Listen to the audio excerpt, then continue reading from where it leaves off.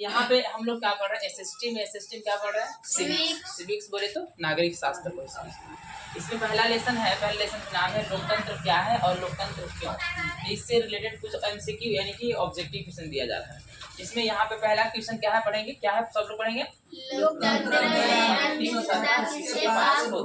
तो बताइए राजा के पास होता है कि सेना के पास कि जनता के पास, न्यायालय के पास, तो जनता के पास सही जवाब। क्या किसके पास, जनता के पास। दूसरा क्वेश्चन क्या है कि लोकतंत्र की सबसे बड़ी विशेषता क्या है। इसमें सबसे बड़ी विशेषता क्या है कि लोकतंत्र है, तो क्या है समानता। सही जवाब, एकदम सही जवाब है समानता। आगे प्रश्न है निम्न में से कौन लोकतांत्रिक देश है। अब इसमें से 4 ऑप्शन है, इसमें से कौन लोकतांत्रिक देश है, डेमोक्रेटिक देश कौन है, तो कौन है भारत।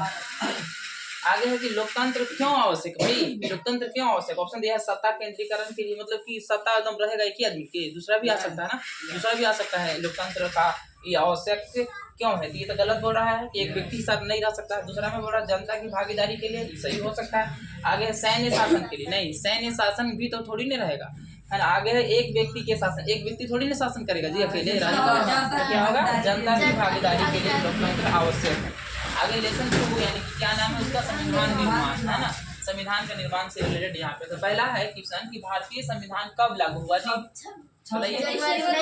हाँ 26 जनवरी 1950 सही जवाब है। दूसरा प्रश्न है, बताइए क्या दूसरा प्रश्न है, संविधान हाँ तो संविधान सभा के अध्यक्ष थे डॉक्टर राजेंद्र प्रसाद, सही जवाब आपने बताया। आगे के क्या प्रश्न है, संविधान का हाँ जो संविधान का प्रारूप है वो तैयार करने वाले कौन थे, अम्बेडकर, सही जवाब अम्बेडकर ना। आगे का एक और लास्ट प्रश्न है, क्या लास्ट प्रश्न है, संविधान के उद्देश्य क्या है ना, तो इसका उद्देश्य क्या है भाई, सरकार चलाना, नियम बनाना, बस शासन की रूपरेखा। देखो शासन की रूपरेखा तय करने का मतलब ये हो रहा है कि सरकार भी आ जाएगा, नियम भी आ जाएगा और कर लेना भी आ जाएगा। तो यहाँ पे क्या आ जाएगा, शासन की रूपरेखा तय कर रहा है ना कौन, संविधान। संविधान जो शासन होता है किसी एक देश में या कोई भी देश में, तो उसका जो किस तरह किया जाता है, सरकार चलाया जाता है या फिर नियम बनाया जाता है या फिर कर लगाया जाता है, उसका नियम उसका जो रूपरेखा होता है कहाँ रहता है, संविधान में रहता है। तो इसलिए यहाँ पे क्या होगा इसका आंसर, शासन की रूपरेखा तय करना। ऑप्शन कौन होगा, सी। बस इसका इतना ही। अब अगला लेसन हम लोग देखते हैं ना नेक्स्ट।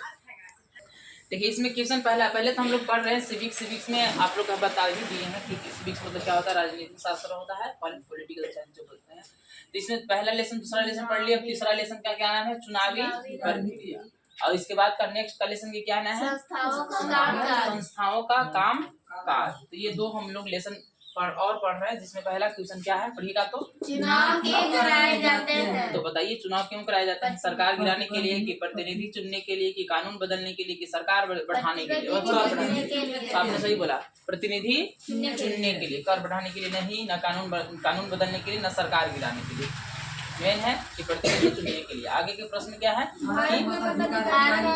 आयु कितनी बताइए, 18 वर्ष है ना, मतलब कि मत देने का, वोट देने का अधिकार का कितना से है, 18 वर्ष। आगे क्या प्रश्न है, हाँ चुनाव आयोग किसे नियंत्रित करता है, तो चुनाव आयोग चुनाव प्रक्रिया को नियंत्रित करेगा, सिंपल है ना, चुनाव प्रक्रिया को नियंत्रित करेगा।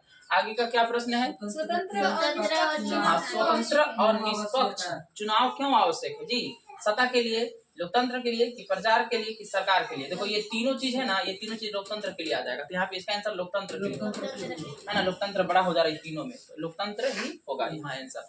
नेक्स्ट है आगे, भारत में सर्वोच्च कार्यपालिका कौन है, मतलब कि सर्वोच्च कार्यपालिका कौन है भारत में। तो यहाँ पे ना सर्वोच्च कार्यपालिका कौन होगा, इसमें कार्य करने वाला, सर्वोच्च सबसे बड़ा कार्य करने वाला तो प्रधानमंत्री होगा। प्रधानमंत्री मेन होते हैं भारत में ना, क्या होगा, प्रधानमंत्री, ठीक है हाँ प्रधानमंत्री होगा। भारत में सर्वोच्च कार्यपालिका कौन है, तो प्रधानमंत्री ज्यादा कार्य करने वाले होते हैं। आगे कानून कौन बनाता है, कानून कौन बनाता है, कानून जानते हैं, देखो कानून वहां पर बनता है जहाँ एक संसद में बनता है कानून, तो क्या होगा, संसद इसका आंसर होगा, कानून होगा संसद में बनाया जाता है। नेक्स्ट क्वेश्चन है, सर्वोच्च न्यायालय का मुख्य कार्य क्या है, तो कानून न्याय देना होना चाहिए ना, इसका चुनाव कराना नहीं, शासन कराना नहीं, कानून बनाना, न्याय देना होगा। चलिए इसका ना, इसका आंसर क्या होगा, न्याय देना, सही जवाब न्याय देना। आगे का प्रश्न, लास्ट का प्रश्न क्या है पढ़ेंगे, क्या है कि मंत्रिमंडल किसके प्रति उत्तरदायी होता है। हाँ तो मंत्रिमंडल जो होता है किसके प्रति उत्तरदायी होता है, मतलब कि जो मंत्रिमंडल होते हैं, जो संसद में सब लोग रहते हैं ना जी, तो संसद के प्रति उत्तरदायी होगा यहाँ संसद। ऑप्शन बी संसद ना।